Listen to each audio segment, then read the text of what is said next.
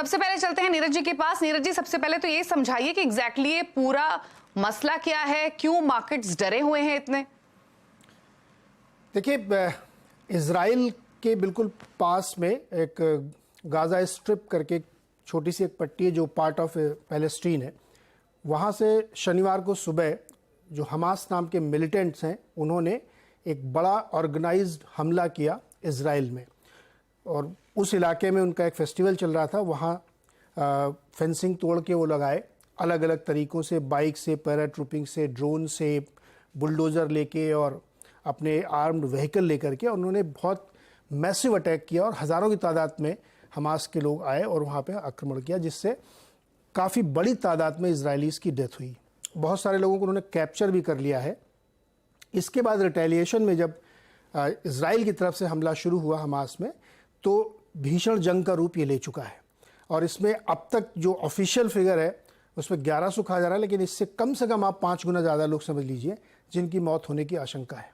1100 तो कंफर्म है, उससे ज़्यादा हुए, क्योंकि पूरे देश में एक तरीके से हॉस्टाइल सिचुएशन है। कौन किसको मार रहा है कुछ समझ में नहीं आ रहा है, क्योंकि वो उनकी आइडेंटिटी भी एक जैसी है दोनों की। तो ये अब भीषण रूप लेता जा रहा है, क्योंकि पूरी खाड़ी देश एक तरफ हो गए हैं, वेस्टर्न वर्ल्ड एक तरफ हो गया, और पूरा वर्ल्ड एक तरीके से करें तो बिल्कुल 20 से लकीर खींच दी तो वैसे डिवाइडेड हो गया है। आरोप ये लगाया जा रहा है वॉल स्ट्रीट की तरफ से कि इस पूरे हमले की प्लानिंग ईरान में की गई और ईरान इसको बैक कर रहा है। ईरान भी स्टेटमेंट दे रहा है कि अगर हमारा नाम लिया गया और हमारे ऊपर हमले किए गए तो हम लेबनान, सीरिया, इजिप्ट उस तरफ से भी हमले कैसे कर सकते हैं।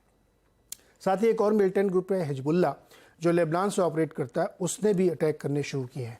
तो ये अपने आप में अब तक का सबसे बड़ा हमला है इजराइल के ऊपर 1950 से लेकर के अब तक के बीच में। इसलिए इसको बहुत सीरियसली लिया जा रहा है, क्योंकि इतनी बड़ी संख्या में जो लोग मारे जा रहे हैं, सिविल नागरिक मारे जा रहे हैं, उसको लेकर के वर्ल्ड में चिंता है।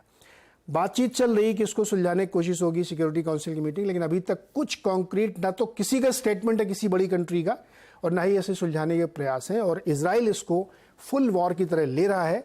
और इस वक्त जब हम बातचीत कर रहे हैं, गाजा में ज़बरदस्त धमाके हो रहे हैं। पूरे गाजा में तबाही का मंजर है, जो छोटा सा जगह है जहाँ से हमास ऑपरेट करता है। अब इसका असर क्या हो सकता है? इसका जो सबसे बड़ा असर होने की आशंका है वो कच्चे तेल की कीमतें हैं।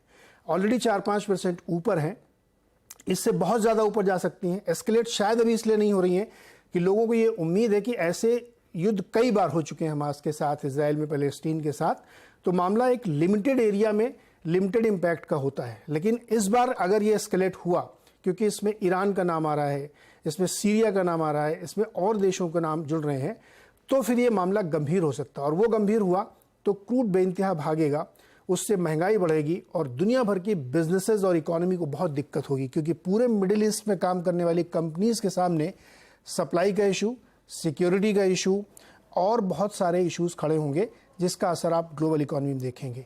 लास्टली एक जो हॉर्मुज स्ट्रेट बोला जाता है, जो ईरान के बगल से एक जगह है समुद्र में जहाँ से शिप जाते हैं दुनिया भर के, अगर ज़्यादा कुछ वहाँ पे हुआ तो अगर वो अफेक्टेड होता है तो ग्लोबल सप्लाई चेन में भी दिक्कत आएगी।